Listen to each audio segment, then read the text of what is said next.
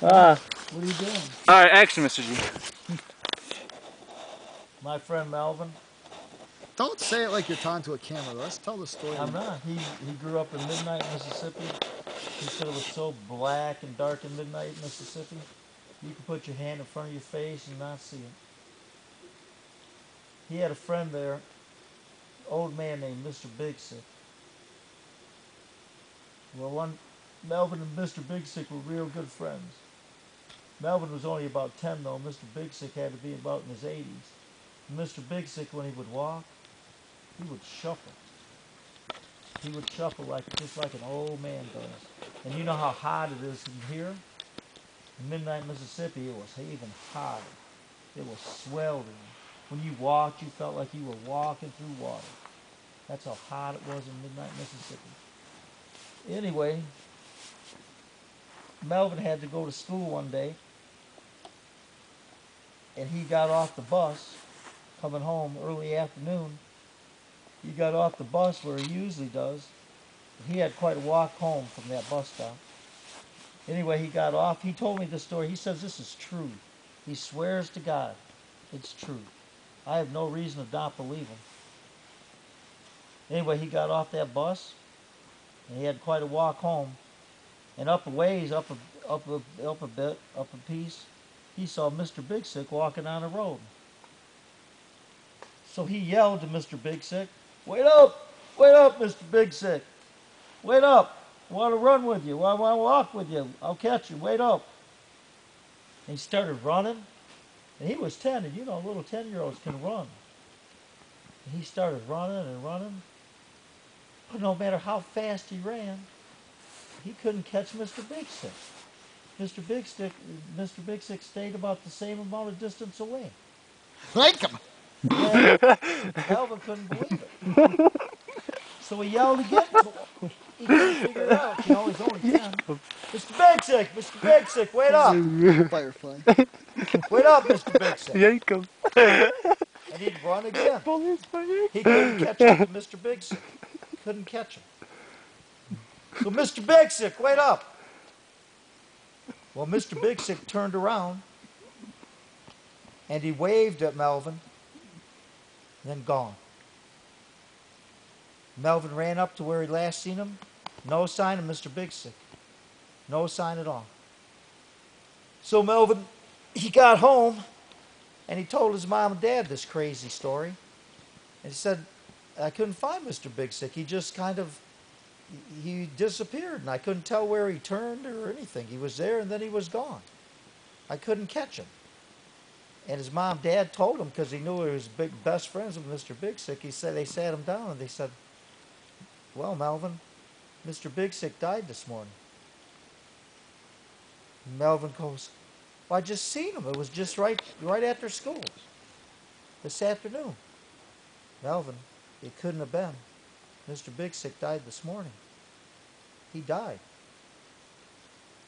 So then Melvin knew he seen Mr. Big Sick when Mr. Big Sick was telling him goodbye. And Melvin swears to this day that story's true. The end. Woo! Bravo! Bravo! Now do your the story with the hole in the graveyard. That And is freaky. I'll do a not realistic story like your devil worshiper one. oh yeah, this one's actually true, isn't it? Oh yeah, this is true. Me and Perry. Like Matthew. Yank him! Yeah, yank him! That was a little firefly that's coming by my face. Those fireflies are not cute. I don't know what that lady says. Good thing it's 12:05 and not straight up midnight telling this story. It's 12:05. Kim, is your face right next to mine? It sounds like it is. Is it? How It's very. far back are you? He sounds like Kenny. That's what he I sounds. bet you his face is right down here by where his feet should be. He probably crawled in backwards. Oh man. Here, Yeah, your face is by my face. You know what? He sounds just like Kenny. What's this? That's my head. There's Kev's head right here. My head's right. Why don't you go Where to is the your temple? head? This is your head right here. No, it's Right my here. shoulder. Right here. Your head's right here. Yeah, that's my head. What? Is that a crawler? Oh my God! Here, get this on The crawler. Looks just like one. There's Pat's butt crack. This is head, see? Nice, Why don't you nice go in the view. tent with them? Oh gosh. You got your own tent. Stop thinking. What's this? Stupid fireflies. Can I think you breathe in there? Yank 'em. Yeah. Yank him. Oh gosh. All right, tell your devil worshiper. I love this pillow. Me and Patty. We were going to visit her parents. I mean, her aunt and uncle. do this. Her aunt and uncle Kathy and Uncle Tom in Baltimore. And Tom was a minister of a church. And we got there. You know how we're on Garicki time. How does that how does that work? They knew we were coming, but we got there about 11 at night. It drove past their house. And they had a ride up. They had 2 rides up in their driveway. We thought they were having visitors. So we didn't want to disrupt them or nothing. So we decided we would go to where their church is. So we went to the church. It was up on a long hill. Not real high, but just a long hill.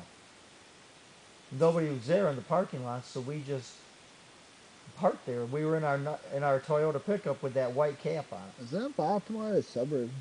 Huh? Is that Baltimore or a suburb? I think it was a Baltimore mailing address, but it was like in a suburb. So we had this burner that I have now. We had this with us. Was I born? The same No, one? No, just us. I thought you got that one in 1989. Oh, we did. And where was I? Oh, no, though. So it must have been that other burner that I got Mom for Oh. Valentine's Day. That's a nice Oh, present. no, it wasn't. No, it wasn't. It was that shotgun. Ooh.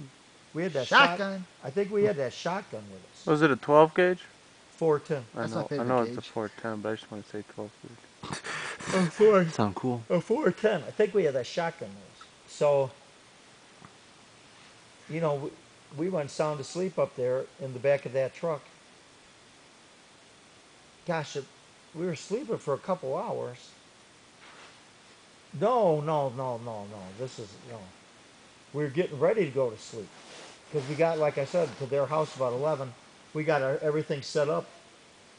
And then we looked down, towards the bottom of the road, and we seen some cars stop.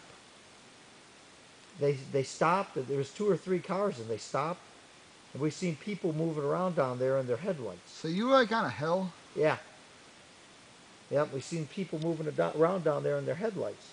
And one lady, I could think it was a girl, she came out of her car and she had a pillow that was shaped like a heart. And There was a girl?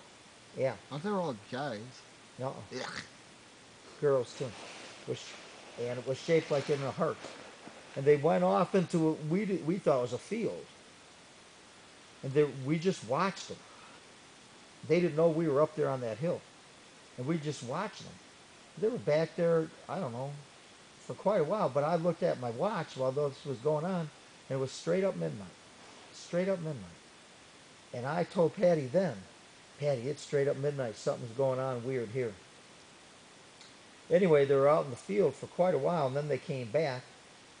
And then they got into their cars and they left. Anyway, we thought that was kind of strange, but they didn't see us, so we just went to sleep in the truck.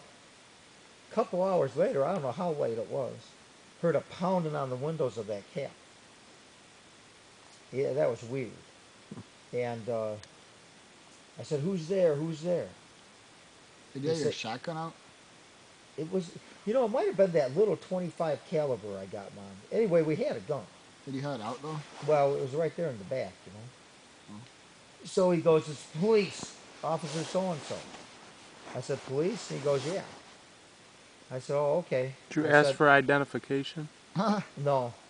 Yeah, wouldn't that be kind of fishy? What if anyone could say they're police? Well, I believed him. He had a flashlight and stuff. So I said, "Okay." I said, "I come out." So I opened the back of that truck and came out and talked to him, and he said that he asked what we were doing, and I said, "It's, Patty's uncle's church, and he's a minister, and we got in late, so instead of going to their house, we just thought